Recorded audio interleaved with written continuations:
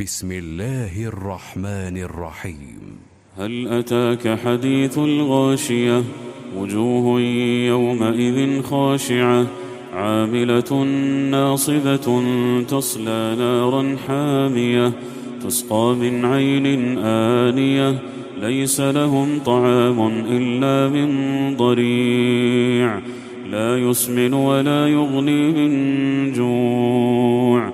وجوه يومئذ ناعمة لسعيها راضية في جنة عالية لا تسمع فيها لاغية فيها عين جارية فيها سرر مرفوعة وأكواب موضوعة ونمارق مصفوفة وزرابي مبثوثة.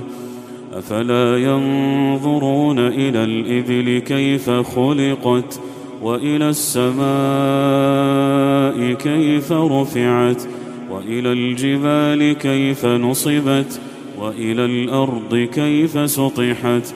فذكر إنما أنت مذكر لست عليهم بمسيطر إلا من تولى وكفر فيعذبه الله العذاب الأكبر. إن إلينا إيابهم ثم إن علينا حسابهم.